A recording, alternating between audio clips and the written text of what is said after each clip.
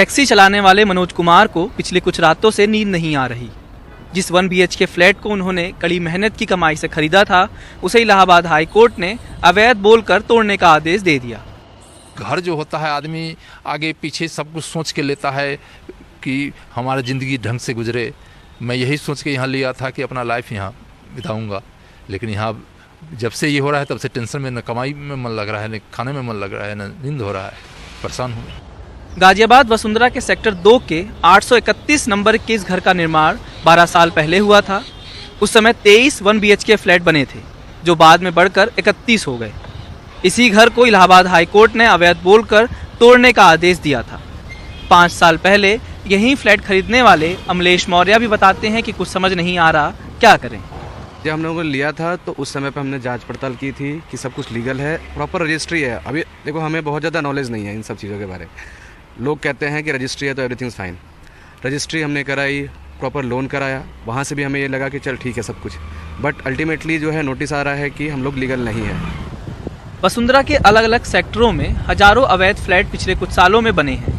UP housing board के superintendent engineer Rakesh चंद्र बताते हैं, लगभग 5000 विभिन्न प्रकार के अवैध निर्माण हैं, जिनका आवास आयुक्त महोदय द्वारा सर्वे कराया जा रहा है और जो प्रगति में चल रहा है उसका कैटेगराइजेशन किया जाएगा। अवैध निर्माण के खिलाफ शिकायत करने वाले हिमांशु परासर और वसुंधरा विकास समिति के यूबी गर्ग हाउसिंग बोर्ड को अवैध निर्माण के लिए जिम्मेदार ठहराते हैं।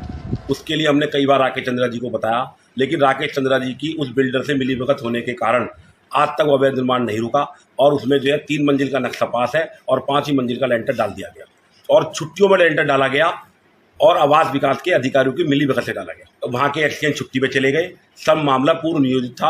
राकेश चंद्रा जी ने अपने मोबाइल बंद कर लिए क्योंकि उनको पता था कि लेंटर डाला जा रहा है। कोई भी जो इलीगल कंस्ट्रक्शन होता है, मल्टी स्टोरी बनती है, तो एक दिन में तो नहीं बन जाती, इट टेक ईयर्स।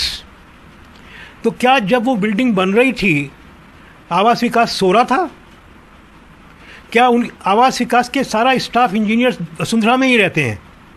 वो उन्हीं सेक्टर्स में रहते हैं जहाँ जिनके घर के सामने इलीगल कंस्ट्रक्शन हो रहा है। क्यों नहीं कार्रवाई करते साहब? वसुंधरा में फ्लैट मालिकों के साथ ही प्रॉपर्टी डीलर्स भी परेशान हैं। हाईकोर्ट के आदेश के बाद बिजनेस ठप पड़ गया है। गाजियाबाद के वसुंधरा में हजारों फ्लैट्स के तोड़े जाने का खतरा मंडरा रहा है। सवाल है कि जो हाउसिंग बोर्ड अब सर्वे कर रहा है और एक्शन लेने की बात कर रहा है, वो उस समय क्या कर रहा था जब इन अवैध भवनों का निर्माण किया जा रहा था।